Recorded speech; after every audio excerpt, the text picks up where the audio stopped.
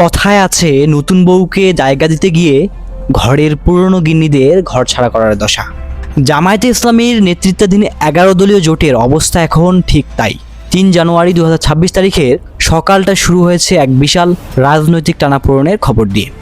NCP, LDB এবং AB party এই তিনটি দলকে শেষ মুহূর্তে জোটে নিতে গিয়ে জামায়াত এখন শাখের করাত বা উভয় সংকটে পড়েছে। সিদ্ধান্ত হয়েছে এই তিনটি দলকে 40টি আসন ছাড়া হবে, কিন্তু প্রশ্ন হলো এই 40টি আসনের বলি কে দেবে? জামাত বলছে ভাই সবাই মিলে ভাগ করে দেই। তারা প্রস্তাব দিয়েছে নিজেরা 16টি, চরমনাই 16টি এবং বাকি যে দলগুলো আছে সেখান থেকে 8টি আসন ছাড়বে। কিন্তু চরমনাই প্রিয় দল ইসলামী আন্দোলন এবং খেলাফত মজলিস জানিয়েছেন যে অতিথি এনেছেন আপনারাই বিল মেটাবেন, আমাদের ভাগে হাত দেয়া যাবে না। আজকের ভিডিওতে আমরা উন্মোচন করব জোট মহাজোটের অন্দরমহলের খবর, জানবো এনসিপির দ্বিতীয় বৃহত্তম হওয়ার জের, চরমনাইয়ের পাল্টা হুঙ্কার এবং জামাতের অঙ্ক না মেলার কারণ।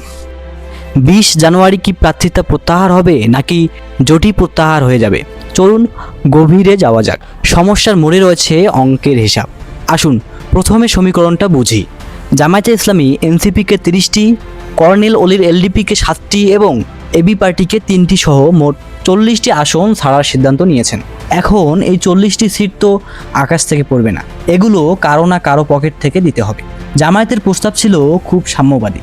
তারা বলেছিল জামাত নিজের ভাগ থেকে স্যাক্রিফাইস করবে 16টি, ইসলামী আন্দোলন বা হাত পাকা স্যাক্রিফাইস করবে 16টি, বাকি ছোট দলগুলো যেমন খেলাফত মজলিস, নিজামী ইসলাম পার্টি মিলে ছাড়বে 8টি। কিন্তু এখানেই বেঁকে বসেছে ইসলামী আন্দোলন ও বাংলাদেশ খেলাফত মজলিস। তাদের যুক্তি খুবই পরিষ্কার। তারা বলছে এনসিপি বা এলজিবিকে জোটে আনার সিদ্ধান্ত জামাতের। আমাদের সাথে পরামর্শ না করেই বা আমাদের আপত্তি থাকা সত্ত্বেও এদের আনা হয়েছে, তাহলে এদের সিট জামাত তার নিজের থেকে দেবে। আমাদের 16টি সিট ছাড়তে হবে কেন? ইসলামী আন্দোলনের নেতারা বলেছেন তারা এমনিতেই 75টি আসন চেয়েছিলেন, যেখানে সমঝোতা হয়েছে 50টির মতো। এখন সেখান থেকেও যদি 16টি এনসিপিকে দিয়ে দিতে হয়, তবে তাদের হাতে থাকে মাত্র 34টি আসন।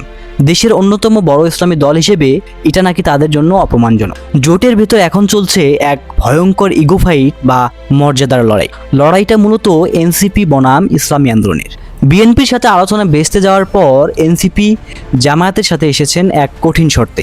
এনসিপির এক জ্যেষ্ঠ নেতা বলেছেন, আমরা জামায়াতকে বলেছি জোটে আমাদের দ্বিতীয় বৃহত্তম দল হিসেবে স্বীকার করতে হবে।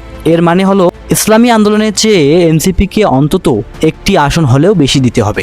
কিন্তু চরমনাই পীরের দল এটা মানবেন কেন? ইসলামী আন্দোলনের নায়েবে আমির সৈয়দ ফয়জুল করিম সাংবাদিকদের সামনেই বিস্ফোরক প্রশ্ন তুলেছেন। তিনি বলেছেন, সারা দেশে এনসিপির ভোট কত, তাদের সাংগঠনিক শক্তি কী? ফয়জুল করিম সাহেবের যুক্তি হলো ফেসবুকের জনপ্রিয়তা আর ব্যালট বক্সের জনপ্রিয়তা এক নয়। যেই দলের ইউনিয়ন পর্যায়ে কমিটি নেই, যাদের প্রার্থী সংকট, তারা কিভাবে চরমনাইয়ের চেয়ে বেশি আসন দাবি করে? প্রিয় দর্শক, আপনি কি মনে করেন শেষ পর্যন্ত তাদের জোট থাকবে নাকি ভেঙে যাবে? মতামত জানান কমেন্টের ঘরে। আর এই চ্যানেলে নতুন হয়ে থাকলে অবশ্যই চ্যানেলটি সাবস্ক্রাইব করে সাথেই থাকবেন। আল্লাহ হাফেজ।